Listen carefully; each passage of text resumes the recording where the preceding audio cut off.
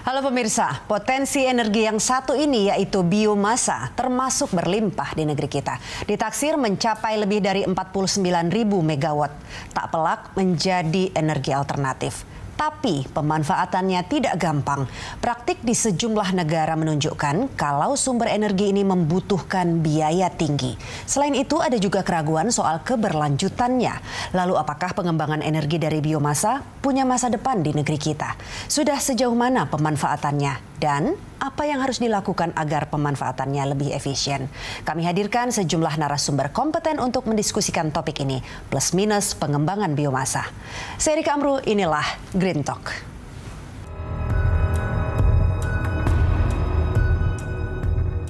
Indonesia telah memancang target penurunan emisi karbon sebesar 29% hingga 41% pada 2030 mendatang. Sektor yang ditoleh untuk mewujudkan target tadi antara lain sektor energi. Seperti juga tren dunia, selama ini negeri kita rakus menggunakan energi fosil. Tapi belakangan ada keinginan dan policy untuk transisi ke energi terbarukan yang lebih ramah lingkungan. Bioenergi atau biomasa salah satunya. Mengapa biomasa termasuk yang ingin dikembangkan? Pasalnya, kekayaan alam dan keanekaragaman hayati begitu berlimpah sehingga mendukung pengembangan energi biomasa ini. Untuk mendukung bioenergi dapat kami jelaskan akan berasal dari kawasan hutan yang diberikan perizinannya baik melalui penggunaan kawasan hutan ataupun pemanfaatan hutan. Pada saat ini KLHK telah melakukan pelepasan kawasan hutan seluas 6,91 juta hektar, 78,39% adalah untuk sawit, dan izin pinjam pakai kawasan hutan seluas 440.000 hektar untuk sektor energi dari sekitar 11 juta hektar hutan tanaman industri. Perusahaan plat merah PLN ikut nimbrung memanfaatkan sumber energi biomasa. Pemasok listrik satu-satunya di negeri kita ini menargetkan bakal melakukan co-firing atau proses penambahan biomasa pada 52 pembangkit listrik tenaga uap atau PLTU mereka sampai tahun 2024. Jika benar negeri kita serius melakukan transisi dari energi fosil yang kotor dan tidak dapat diperbarui menuju energi terbarukan yang lebih ramah lingkungan, setiap potensi mesti dioptimalkan. Tantangannya adalah bagaimana mengembangkan biomasa yang lebih efisien dan ongkosnya lebih terjangkau.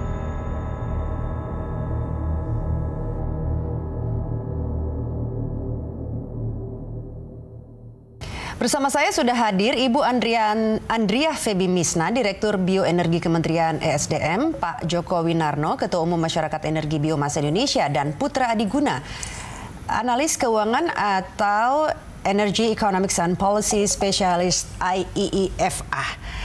Pak Joko, seberapa besar potensi pengembangan biomasa di Indonesia? Ya. Kalau kita lihat dari potensi, sebetulnya kita itu punya kekayaan sumber daya hutan di Indonesia itu ada seluas 120,7 juta hektar. Kira-kira 63% dari luas daratan dan merupakan negara dengan luasan hutan terbesar ketiga di dunia. Indonesia juga merupakan negara tropis dengan keanekaragaman hayati tertinggi kedua di dunia. Sumber daya alam Indonesia merupakan modal yang sangat berarti bagi upaya peningkatan kesejahteraan manusia dan masyarakat khususnya dalam penyediaan energi. Tantangannya terdapat sebanyak lebih kurang 25.863 desa berada di dalam dan di sekitar kawasan hutan dengan jumlah penduduk sebanyak 10,2 juta yang berada dalam kategori miskin atau 36,73% dari total penduduk Indonesia. Lebih dari 40% rumah tangga di Indonesia atau sekitar 25 juta rumah tangga menggunakan biomasa sebagai bahan bakar untuk memasak. Nah, sejauh ini perkembangan penggunaannya seperti apa, Pak? Terus terang kita masih masih baru mencoba untuk membangun pembangkit listrik biomasa. Kapasitasnya masih sekitar di bawah 10 megawatt terbesar ya rata-rata. Dan juga kita ada beberapa banyak lokasi sudah kita mulai, terutama di daerah-daerah sekitar pabrik kelapa sawit ya mereka itu dengan memanfaatkan palm oil millnya itu sekarang sudah hampir 50% dari semua pabrik kelapa sawit bisa memanfaatkan pomenya untuk bisa dijadikan listrik, dan sebagian juga mereka bisa salurkan ke masyarakat di sekitar pabrik. Kira-kira begitu. Dan yang langkah selanjutnya PLN memulai untuk mengerjakan semacam co-firing ya dari PLN dari batubara dicoba dicampur dengan biomasa. Itu sudah dicoba di kira-kira 54 lokasi, 53 lokasi yang sudah dicoba. Nah sekarang hasilnya? Masih menunggu hasilnya. Menurut laporan PLN semua hasilnya baik ya.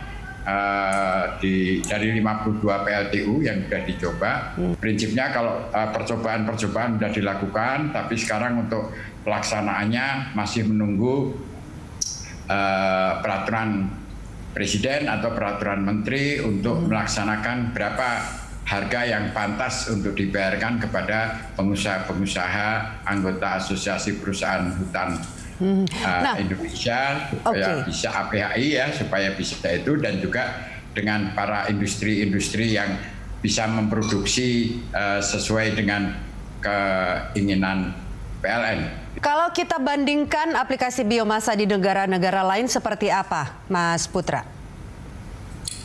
Selamat siang, Mbak Rike. Terima kasih.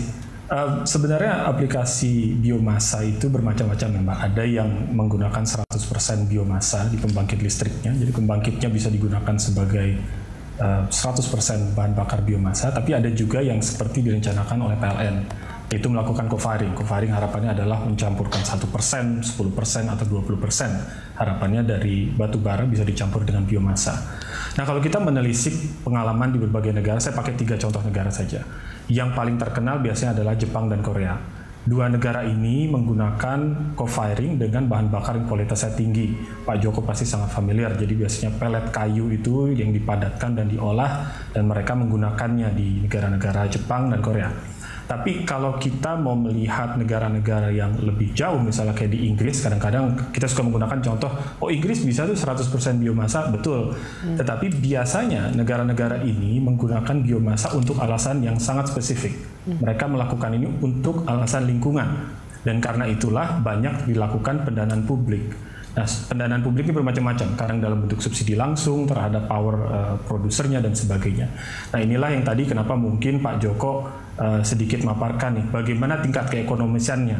Karena memang itu adalah salah satu pertanyaan utama dari beberapa pertanyaan ketika berbicara penggunaan biomasa. Penggunaan biomasa yang lain tentunya ada beberapa pertanyaan lain, yaitu bagaimana biomasa tersebut di sourcing-nya, bagaimana rantai supply-nya dibentuk. Karena terkadang ada sebuah keraguan kalau biomasa itu niatannya baik, tetapi misalnya dalam pengembangannya ternyata dia merusak lingkungan, misalnya membabat hutan baru dan sebagainya. Tapi tentunya ini harus kita bahas spesifik satu persatu. Jadi secara ringkas, negara-negara lain menggunakan ini sebagai salah satu cara yang lebih ramah lingkungan, tetapi biasanya biayanya tidak murah. Karena untuk mendapatkan biomasa yang berkualitas, biasanya diperlukan biaya yang besar. Kalau kita menggunakan biomasa yang sedikit lebih rendah kualitasnya, tentunya lebih murah, tetapi ada implikasi-implikasi lainnya. Nah, ini mungkin sama-sama kita bisa bahas. Indikasi itu artinya ekses begitu. Eksesnya termasuk ke lingkungan juga kah, Mas Putra?